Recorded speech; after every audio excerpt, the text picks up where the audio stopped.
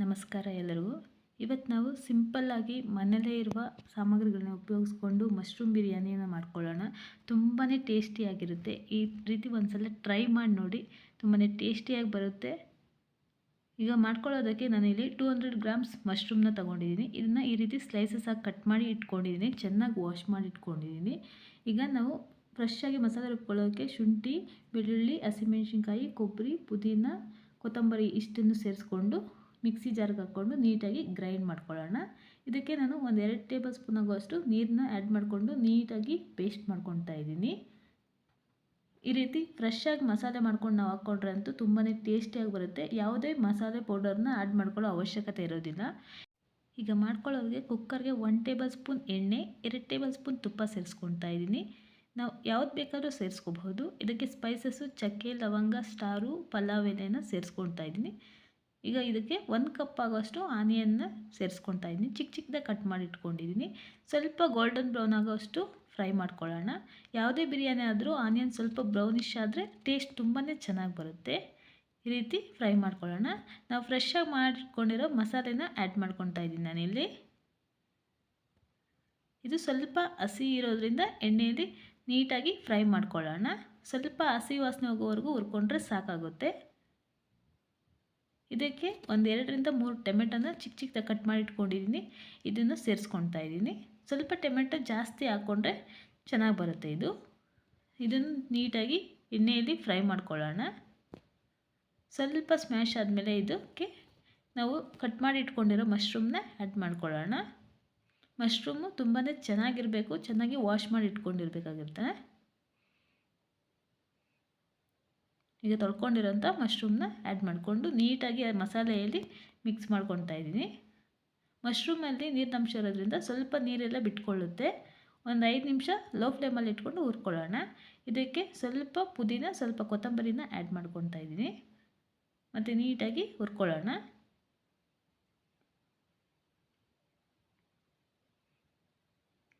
ಒಂದು 5 ನಿಮಿಷ ಕುದಿಸ್ಕೊಂಡ್ರೆ ಅದರಲ್ಲಿ ನೀರಿನಂಶ ಎಲ್ಲ ಬಿಟ್ಕೊಳ್ಳುತ್ತೆ ಇದು.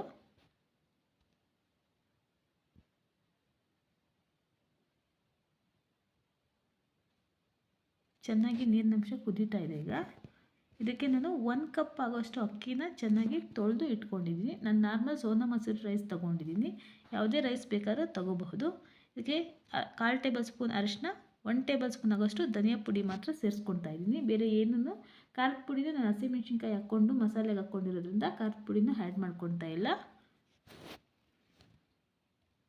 ಚೆನ್ನಾಗಿ ಮತ್ತು ಇದನ್ನು ಎಣ್ಣೆಯಲ್ಲಿ ಫ್ರೈ ಮಾಡ್ಕೊಳ್ಳೋಣ. ಈಗ ನಾನು ತೊಳೆದಿಟ್ಕೊಂಡಿರೋಂಥ ಅಕ್ಕಿನ ಸೇರಿಸ್ಕೊತಾ ಇದ್ದೀನಿ. ನಾವು ಯಾವುದೇ ರೈಸ್ ಬೇಕಾದರೂ ಸೇರಿಸ್ಕೋಬಹುದು. ಇದಕ್ಕೆ ಚೆನ್ನಾಗಿ ಹುರ್ಕೊಳ್ಳೋಣ. ಮತ್ತು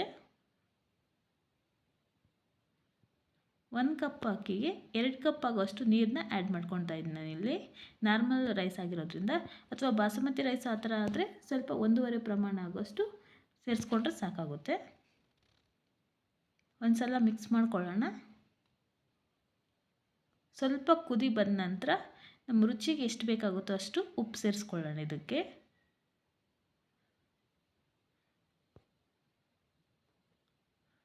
ಮತ್ತು ಮಿಕ್ಸ್ ಮಾಡ್ಕೊಳ್ಳೋಣ.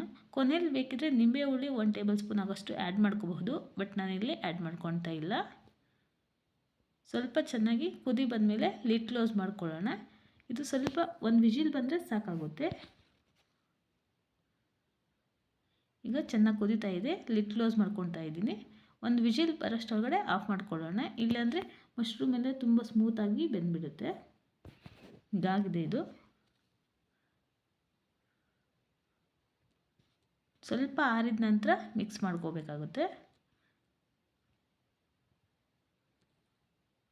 ಈಗ ಇದನ್ನು ನಾನು ಪ್ಲೇಟ್ಗೆ ಸರ್ವ್ ಮಾಡ್ಕೊತಾ ಇದ್ದೀನಿ. ತುಂಬಾ ಟೇಸ್ಟಿಯಾದ ಮಶ್ರೂಮ್ ಬಿರಿಯಾನಿ ರೆಡಿಯಾಗಿದೆ. ಈ ರೆಸಿಪಿ ಇಷ್ಟ ಆದರೆ ಲೈಕ್ ಮಾಡಿ. ಮೊದಲನೇ ಬಾರಿ ನನ್ನ ಚಾನಲ್ ನೋಡ್ತಾರೆ ಸಬ್ಸ್ಕ್ರೈಬ್ ಮಾಡ್ಕೊಂಡು ನೋಡಿ. ಇಷ್ಟ ಆದರೆ ಫ್ರೆಂಡ್ಸ್ ಆ್ಯಂಡ್ ಫ್ಯಾಮಿಲಿಗೆ ಶೇರ್ ಮಾಡಿ. Thank you for watching.